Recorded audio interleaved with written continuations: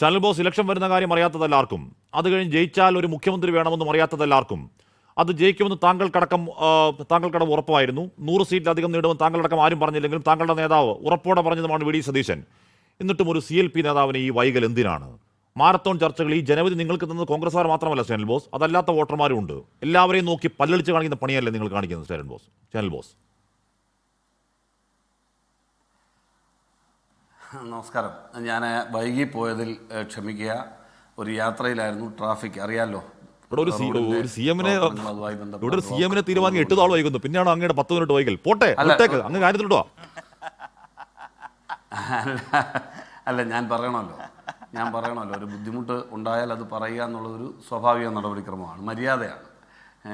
എങ്കിലും ഒരു കാര്യം ഞാൻ പറയാം. ശിവകുമാറും അതുപോലെ തന്നെ ആനന്ദ് കൊച്ചുകൂടിയും പറഞ്ഞതും കേട്ടുകൊണ്ടാണ് ഞാൻ വന്നത്. എൻ്റെ ഫോണിൽ ഞാൻ കേട്ടുകൊണ്ടിരിക്കുകയാണ്.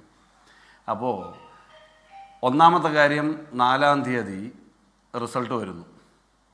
5-ാം തീയതിയും 6-ാം തീയതിയുമായിട്ടാണ് കേരളത്തിലെ MLA-മാർ, എല്ലാ MLA-മാരും എന്ന് ഞാൻ പറയുന്നില്ല, സർട്ടിഫിക്കറ്റുകൾ കളക്ട് ചെയ്യുന്നത്. 7-ാം തീയതിയാണ് പാർലമെൻ്ററി പാർട്ടി കൂടുന്നത്. 8-ാം തീയതി അതിൻ്റെ റിപ്പോർട്ട് കോൺഗ്രസ് പാർട്ടിയുടെ പ്രസിഡന്റിന് കൈമാറുന്നു.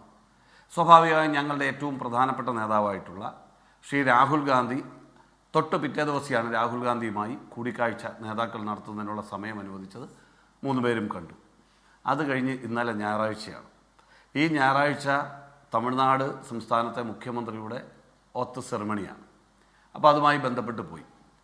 ഒരു ദിവസം കഴിഞ്ഞിട്ട് ഇവിടെ ഇത്രയും കോലാഹലങ്ങളൊക്കെ ഇതിനിടയിൽ ഉണ്ടാകുന്ന അപ്രതീക്ഷിതമായ ഒരു സാഹചര്യം ഉയർന്നു വരുമ്പോൾ പ്രധാനപ്പെട്ട നേതാക്കളോട് ഒന്നുകൂടി ആലോചിക്കണം എന്ന് പാർട്ടി ചുമതലപ്പെടുത്തിയ കോൺഗ്രസ് പാർലമെൻ്ററി പാർട്ടിയുടെ നിർദ്ദേശം സ്വീകരിച്ച, നിരീക്ഷകരുടെ റിപ്പോർട്ട് സ്വീകരിച്ച കോൺഗ്രസ് പ്രസിഡന്റോ ഇന്ത്യയുടെ പ്രതിപക്ഷ നേതാവായിട്ടുള്ള രാഹുൽ ഗാന്ധിയോ നേതാക്കളോട് ഒന്നുകൂടെ ആലോചിക്കട്ടെ. ഒരു മുഖ്യമന്ത്രിയല്ലേ തീരുമാനിക്കുന്നത്? ഇത് പഞ്ചായത്ത് വാർഡിൽ ഒരാളെ തീരുമാനിക്കുമല്ലോ, അല്ലെങ്കിൽ മണ്ഡലം പ്രസിഡന്റ് തീരുമാനിക്കുമല്ലോ. ഇങ്ങനൊരു ആശയക്കുഴപ്പം, പ്രതിഷേധങ്ങൾ കാണുന്നു, ഫ്ലക്സ് ബോർഡുകൾ കാണുന്നു. ഇതൊന്നും അങ്ങനെ വലിയ കോൺഗ്രസ്സിന് ഈ മുഖ്യമന്ത്രിയെ വയ്ക്കുന്നതുമായി ബന്ധപ്പെട്ട് കേരളത്തിൽ അങ്ങനെ ഒരു കാര്യം കണ്ടിട്ടില്ല. ഇത് കണ്ടിട്ടുള്ളത് CPM-ലാണ്. അത് ശ്രീ അച്യുതാനന്ദനെ മുഖ്യമന്ത്രിയാകുന്ന കാലത്ത് കണ്ടിട്ടുണ്ട്, നയനാരെ മുഖ്യമന്ത്രിയാക്കുന്ന കാലത്ത് കണ്ടിട്ടുണ്ട്, പിണറായി വിജയൻ മുഖ്യമന്ത്രിയാകുന്ന കാലത്ത് കണ്ടിട്ടുണ്ട്, പിണറായി വിജയനെ മദ്യക്കുപ്പി എറിയുന്നത് കണ്ടിട്ടുണ്ട്, അങ്ങോട്ടും ഇങ്ങോട്ടുമുള്ള കോലാഹലങ്ങൾ കണ്ടിട്ടുണ്ട്, വഴിയിൽ പ്രകടനം കണ്ടിട്ടുണ്ടെങ്കിലും കോൺഗ്രസിൻ്റെ മുഖ്യമന്ത്രിയെ തീരുമാനിക്കാൻ തെരുവിൽ പ്രകടനമൊന്നും നടത്തിയിട്ടില്ല ഇതിനു മുമ്പ് ഒരിക്കലും. അപ്പോൾ അത് കേട്ടുകേൾവിയില്ലാത്തൊരു കാര്യമാകുമ്പോൾ സ്വാഭാവികമായും ഒന്നുകൂടി പരിശോധന നടത്തണം എന്നൊരു നേതൃത്വം തീരുമാനിച്ചാൽ, അതിനൊരു ദിവസം എടുത്താൽ അല്ലെങ്കിൽ 2 ദിവസം എടുത്താൽ അത് വലിയ മഹാഭാവമൊന്നുമല്ല. ഇവിടെ സൂചിപ്പിച്ചതുപോലെ 23 വരെ ഈ ഗവൺമെൻറ്റിന് സമയമുണ്ട്. പിന്നെ നമുക്ക് ആകുലതകൾ എന്താ ഉണ്ടാകാൻ കാര്യം, അല്ലെങ്കിൽ ഇങ്ങനെ വാദപ്രതിവാദങ്ങൾ ഉണ്ടാകാൻ കാര്യം എന്താ?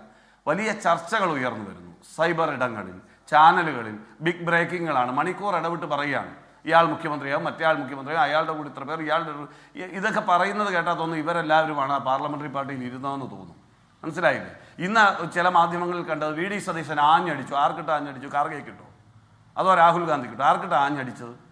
പറയുന്നതിനൊക്കെ ഒരു ലോജിക്ക് വേണ്ടേ? കോൺഗ്രസ് പ്രസിഡന്റിന് മുൻപിൽ ഇവരെങ്ങനെ ഇരിക്കും? ഇവർക്ക് ഇരിക്കാൻ കഴിയുന്നതിൻ്റെ സ്വാതന്ത്ര്യത്തിൻ്റെ പരിധി എത്രത്തോളം ഉണ്ട്? രാഹുൽ ഗാന്ധിയുടെ അടുത്തിരുന്നാൽ എന്തൊക്കെ പറയാം, ഏതൊക്കെ പറയാം, അതിന് ലിമിറ്റ് എത്രയുണ്ട്? ഇതൊന്നും അറിയാതെ ആരെങ്കിലും ഫീഡ് ചെയ്യുന്ന കേട്ട് സതീശൻ ആഞ്ഞടിച്ചു, ഇതാണ് രാഹുൽ രമേശനെ പൊട്ടിക്കറിഞ്ഞെന്ന് എന്താ പറയാഞ്ഞത്? രാഹുൽ രാജാവല്ല, അദ്ദേഹം സിംഹാസനത്തിൽ ഇരിക്കുന്നു, നേതാക്കൾ പോയി അടിയാന്മാരെ പോലെ താഴെ സ്വാതന്ത്ര്യം എന്താണത്? അതെന്താണ് അങ്ങനെ പറയാമോ? അടിയാന്മാരല്ല, എന്ത് സ്വാതന്ത്ര്യക്കുറവ്? ആർക്കെന്ത് സ്വാതന്ത്ര്യക്കുറവ് നേതാവിനോട് സംസാരിക്കാൻ? എന്തിനാണ് ഭയക്കുന്നത്? എന്തിനാണ്? ആരെയാണ് ഭയക്കേണ്ടത്? ഇത് കേൾക്കൂ നിങ്ങൾ. എന്താ ആഷ്മി, ഭയമല്ലല്ലോ, ആഞ്ഞടിക്കുക. ആർക്കിട്ട് ആഞ്ഞടിക്കുന്നതെന്ന് ഞാൻ ചോദിച്ചത്. ആഞ്ഞടിക്കാന്ന് പറഞ്ഞാൽ എന്താണ്, പോയി ചെള്ളക്കടിക്കുന്ന കാര്യമല്ല. രൂക്ഷമായി സംസാരിച്ചു എന്ന് പറയുന്ന പ്രയോഗത്തിൽ പറയുന്നതാണ്. എന്റെ ചാനൽ ബോസ്, ഇവിടെ 102 സീറ്റിന്റെ ഒരു മഹത്തായ ജനവിധി നാട് നിങ്ങൾക്ക് നൽകി. അതിനെ മുഴുവൻ പല്ലളിച്ച് കാണിച്ചുകൊണ്ട് അവിടെ ചർച്ച ഇവിടെ ആഞ്ഞടിച്ചു എന്നൊരു വാക്ക് കൊടുത്തതാണോ അങ്ങേക്ക് വലിയ എന്താ മഹാപരാധമായിട്ട് തോന്നുന്നേ മാധ്യമങ്ങളുടെ മേൽ? ആദ്യം മുഖ്യമന്ത്രിയുടെ പേര് പ്രഖ്യാപിക്കാൻ പറ. അങ്ങനല്ല ഞാൻ പറയുന്നത് കേൾക്കൂ. അത് ഞങ്ങൾ പ്രഖ്യാപിച്ചോളാം. ഞങ്ങളുടെ പാർട്ടിയുടെ പ്രോസസ് പൂർത്തിയാക്കി പ്രഖ്യാപിച്ചോളാം. നിങ്ങളെ ഞാൻ പിൻ പോയിന്റ് നിർത്തി തീരുമാനിക്കാൻ പോകണോ? അതെന്താ ഏത് ജനാധിപത്യത്തിൽ പറയുന്ന കാര്യമാണ്? നിങ്ങൾ ഇപ്പോൾ ഈ നിമിഷം മുഖ്യമന്ത്രിയെ പ്രഖ്യാപിക്കണം എന്ന് പറയാൻ നിങ്ങൾക്ക് എന്താ അധികാരം? വോട്ട് ചെയ്ത ജനത്തിന് അവകാശം ഉണ്ടെന്നേ അവരുടെ മുഖ്യമന്ത്രി ചോദിക്കാൻ. വോട്ട് ചെയ്ത ജനങ്ങൾക്ക് ഞങ്ങളുടെ മുഖ്യമന്ത്രി എവിടെ എന്ന് ചോദിക്കാൻ അവകാശം എനിക്കുണ്ട്. ഞങ്ങൾ തീരുമാനിച്ച് അത് നിങ്ങൾക്കല്ല. ഇനി CPM വോട്ട് ചെയ്ത ഒരു പൗരന് ഈ മലയാളിക്ക് ചോദിക്കാം, എന്റെ നാടിന്റെ മുഖ്യമന്ത്രി എവിടെയാണ്, 10 ദിവസമായി അനാഥമായി കിടക്കുകയാണ്, എവിടാ മുഖ്യമന്ത്രി ചോദിക്കാം, അവകാശമുണ്ട്. കേരളത്തിൽ 23-ാം തീയതി വരെ നിലവിലിരിക്കുന്ന മുഖ്യമന്ത്രിക്ക് അധികാരം ഉണ്ടെന്നറിയാമോ ഹാഷ്മി? അറിയാമോ? ഈ 23-ാം തീയതി വരെ ആ മുഖ്യമന്ത്രിക്ക് അധികാരം ഉണ്ടെന്ന് അറിയാമോ? അല്ല, ഞാൻ പറഞ്ഞത് ആ മുഖ്യമന്ത്രിയെ തന്നെ ബാക്കി 5 വർഷം കൂടെ ഒരു കുഴപ്പമില്ലാത്ത ആൾക്കാരെ കൂടെ ആലോചിപ്പിക്കരുത്, അതേ ഉള്ളൂ.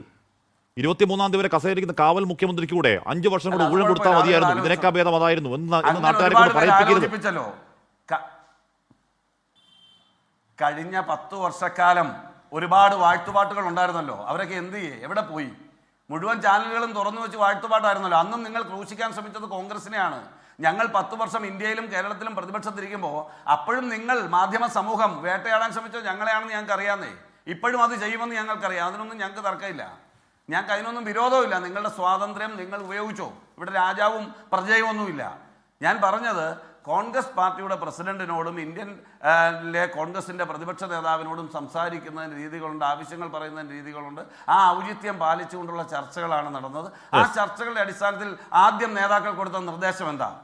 ആദ്യം നേതൃത്വം കൊടുത്ത നിർദ്ദേശം എന്താ? കേരളത്തിൽ ഇപ്പോഴുള്ള സാഹചര്യം സംഘടനയ്ക്ക് ഗുണമല്ല, വിജയത്തിന്റെ മഹിമ കെടുത്തുന്നതാണ്. അതുകൊണ്ട് ഏത് നേതാവ് നേരിട്ട് ഓപ്പറേറ്റ് ചെയ്താലും ചെയ്തതല്ലെങ്കിലും ഉയർന്നു വന്ന തർക്കങ്ങൾ അവസാനിപ്പിക്കണം.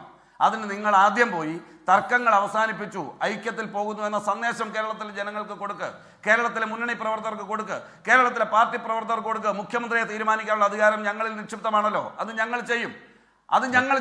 ആദ്യം നിങ്ങൾ ഈ കലഹങ്ങൾ അവസാനിപ്പിക്കുക എന്ന് പറഞ്ഞ് ഒരു ദിവസം സമാധാന അന്തരീക്ഷം ഉണ്ടാകാൻ കാത്തിരുന്നാൽ, ഒരു തർക്കം ഉയർന്നു വരുന്ന പരിഹരിക്കാൻ നേതാക്കൾ ഒരു ഡിലേ ഡിസിഷൻ എന്നുള്ള നിലയിൽ ഒരു ദിവസം സാവകാശം കൊടുത്താൽ അതിലെന്താണ് തെറ്റ്? ഇവിടെ ആകെ സീറ്റ് തികയാതിരുന്ന വിജയ് അവിടെ മുഖ്യമന്ത്രിയായി. ഇന്നലെ ഗംഭീരമായ ചടങ്ങാണ്. രാഹുൽ ഗാന്ധി അവിടെ ഉണ്ടായിരുന്നു. അതായത് ഇവിടെ ബംഗാളിൽ അവിടെ മുഖ്യമന്ത്രിയായി, അസമിലും പുതുച്ചേരിയിലും മുഖ്യമന്ത്രി ഡേറ്റ് തീരുമാനമായി. ഇവിടെ മാത്രം അങ്ങനെ നീണ്ടുപോകുമ്പോഴേക്കും ചോദിക്കുമ്പോഴത്തേക്കും തെരുവിൽ 4 ഫ്ലക്സും തെരുവിലെ 4 മുദ്രാവാക്യമാണ് ആനക്കാര്യം.